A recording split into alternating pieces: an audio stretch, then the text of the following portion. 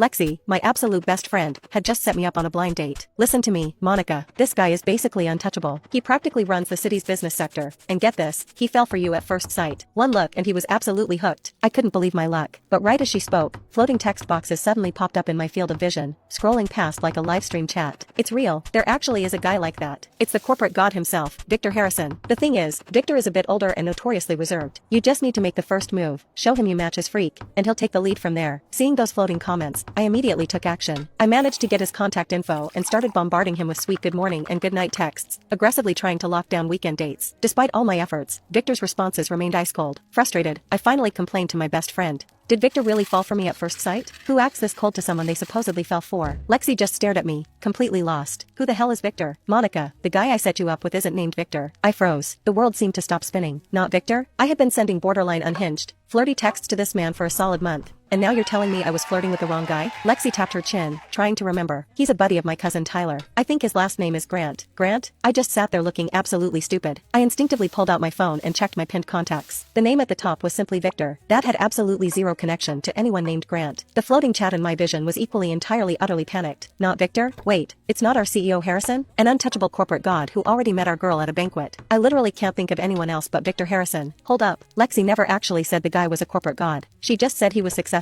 The color drained from my face, shifting through about 5 different shades of horror. But this Victor guy you mentioned, Lexi muttered, her eyes widening. I swear I've heard that name before. Before I could even process my own impending doom, Lexi sharply sucked in a breath. Oh my god, are you talking about the CEO of Harrison Corp? She grabbed my arm, her nails digging in. How on earth did you get tangled up with him? Word is that man is completely ruthless and a total germaphobe when it comes to romance. Every single person who has tried to throw themselves at him has been utterly destroyed. My vision literally went black at the edges. My savings, my future, my dad's company. I could practically hear them all whispering their final goodbyes. Right as I was spiraling into pure despair, my phone buzzed. It was a message from Victor. It started with a picture. It was a sleek, velvet gift box, followed by 3 simple words. You bought this? I tapped the photo and zoomed in. It was a luxury men's watch I had painstakingly picked out a few days ago, intending to give it to Victor as a 1-month talking stage milestone gift. In the month we had been texting, this was the first time I had ever sent him something genuinely expensive. I thought he would be pleasantly surprised. Now, I realized I was just lucky he hadn't called security. Victor sent another text. Don't do this again. My heart sank straight to the bottom of my stomach. My fingers flew across the screen. I am so sorry. It won't happen again. Just return. Victor seemed to pause. Return it? I was practically crying in the middle of the coffee shop. Or just throw it in the trash. Seriously, my bad. I'll never send anything again. There was a long silence. Finally, he sent one word. Whatever. What did whatever even mean? I genuinely could not read this man's vibe. Victor is probably only tolerating this because he's doing business with Monica's dad. Yeah, the big boss is definitely giving our girl a pass this one time. But Monica, take the hint. The man is dangerous. Run. Pack your bags and run. Reading the chat just made me want to scream. Now they tell me to run? I thought